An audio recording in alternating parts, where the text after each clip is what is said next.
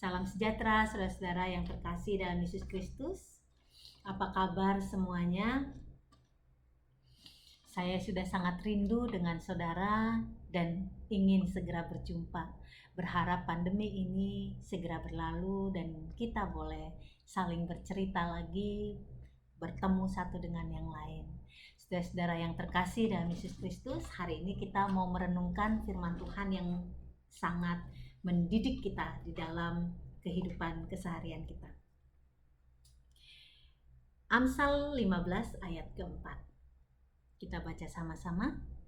Lidah lembut adalah pohon kehidupan, tetapi lidah curang melukai hati.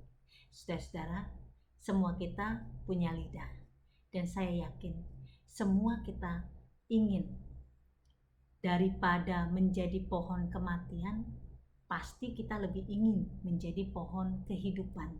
Apalagi untuk orang-orang yang paling dekat dengan kita. Work from home ini, saudara-saudara, seperti dalam renungan yang kemarin saya katakan bahwa bisa menimbulkan relasi kita itu jadi lebih baik atau lebih buruk. Nah, karena kita jadi lebih sering berjumpa dengan anggota keluarga kita hampir 24 jam, itu bisa membuat jadi lebih sering konflik saudara-saudara. Baik anak dan orang tua, ataupun dengan saudara yang tinggal bersama dengan kita, atau dengan siapapun yang kita jumpai.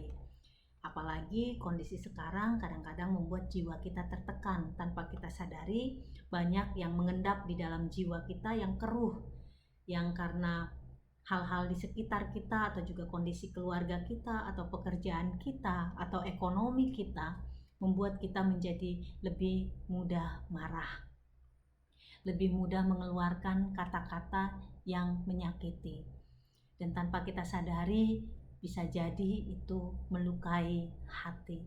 Nah, saudara-saudara, hari ini kita diingatkan supaya sekalipun kondisi kita tengah tertekan, tapi biarlah setiap kita boleh menyadari pikiran kita, menyadari hati kita, dan menyadari ucapan kita, supaya tidak ada ucapan yang terlanjur keluar dan juga menjadi sesuatu yang diingat, yang sekalipun pandemi ini sudah berlalu, tapi bisa aja kata-kata itu masih terngiang-ngiang di telinga orang-orang yang sudah kita sakiti.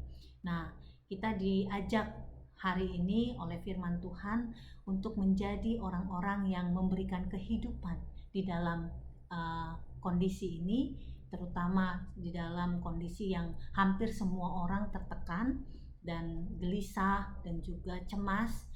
Semoga kita menjadi alat-alat Tuhan membawa kehidupan di dalam kondisi sekarang.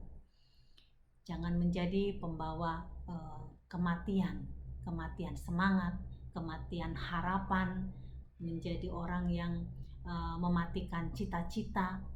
Tetapi biarlah kita sekalipun tengah bergumul dengan banyak hal, tapi tetap sadar bahwa kita harus membawa kehidupan yang penuh dengan harapan di dalam keseharian kita. Nah, saya ingin berbagi saudara-saudara contoh kecil aja di rumah saya. Saya dapat kelapa muda dari jemaat, saudara-saudara.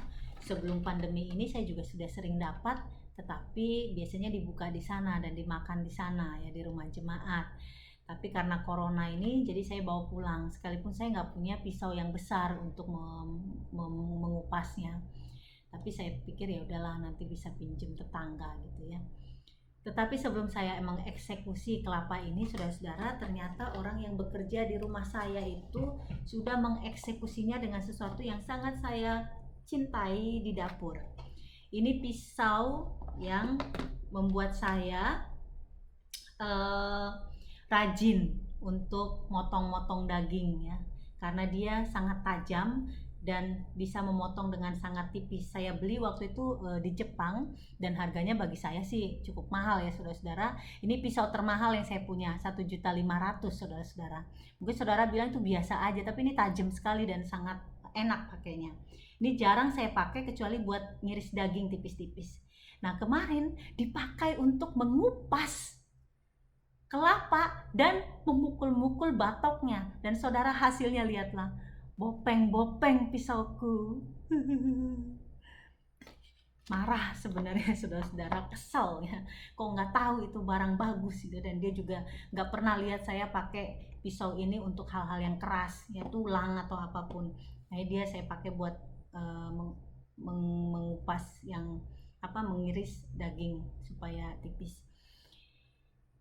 Tapi kemarin ya tetap ngomel saudara-saudara, tapi ngomelnya menyadari kata-kata yang keluar dari lidah bibir. Jadi masih milih supaya ngomelnya itu jangan melukai, tetapi lebih ke mendidik gitu ya.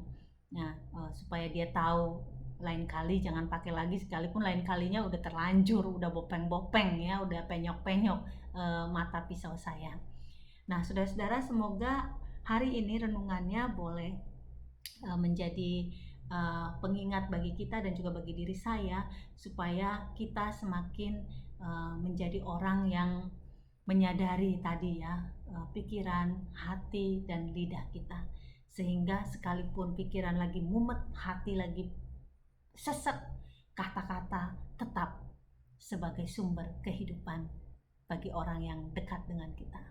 Tuhan memberkati saudara. Tuhan menolong kita semua melalui masa sulit ini. Amin.